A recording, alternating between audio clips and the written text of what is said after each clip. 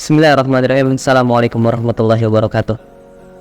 Hadirin sekalian pemirsa IBTV rahimakumullah. Seandainya Allah Subhanahu wa taala mengazab secara langsung dari setiap kesalahan dan dosa yang kita lakukan, niscaya tidak akan ada makhluk yang dapat hidup di muka bumi ini. Sebagaimana Allah Subhanahu wa taala berfirman di dalam surah Fatir ayat yang ke-45. A'udzu billahi minasy syaithanir rajim.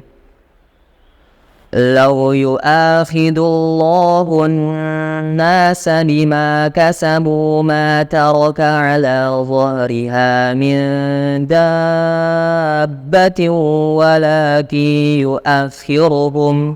ولكن يؤخرهم إلى أجل مسمى فإذا جاء أجلهم فإن الله كان بعباده بصيرا. Shadaqallahul azim.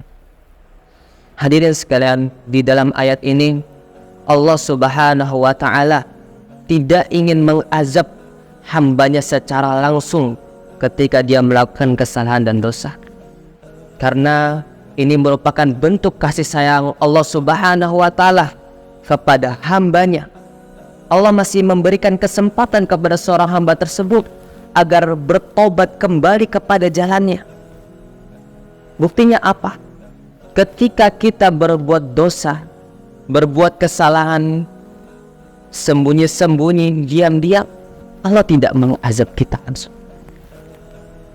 Karena kalau Allah mengazab kita langsung, niscaya tidak akan ada makhluk yang dapat hidup di muka bumi ini.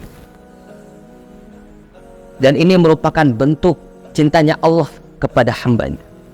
Tapi pemirsa sekalian, ternyata setelah kita menutupi aib, ya Allah menutupi aib kita, ternyata masih ada saja seseorang yang dia malah berbangga dalam berbuat dosa, membuka aibnya ke media sosial, ke temannya, ke lain sebagainya. Mereka buka aib mereka, mereka banggakan dosa yang mereka lakukan, dan ini yang akan menjadikan Allah Subhanahu wa taala akan sulit mengampuninya.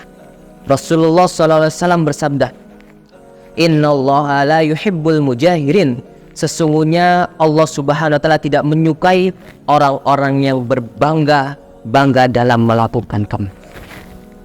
Oleh karena itu pemirsa IBTV rahimakumullah, ketika Allah Subhanahu wa taala telah menutup aib kita, tidak perlu kita untuk membongkarnya, tidak perlu untuk kita memberitahukan ke media sosial berbangga dengannya, tidak.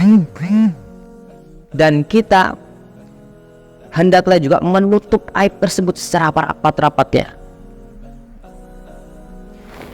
Oleh karena itu, ketika ada yang masih bertanya tentang dosa apa yang kamu lakukan di masa lalu, kita tidak perlu menjawab. Cukup kita dan Allah Subhanahu wa taala semata yang mengetahui hal tersebut. Kita hanya perlu untuk bertobat, bersungguh-sungguh memohon ampun kepada Allah Subhanahu wa taala. Dan karena sesungguhnya Allah Tuhan yang Maha Pengampun, lagi penyayang kepada setiap hamba-hambanya yang bertobat kembali kepadanya. Sekian yang dapat saya sampaikan. Wassalamualaikum warahmatullahi wabarakatuh.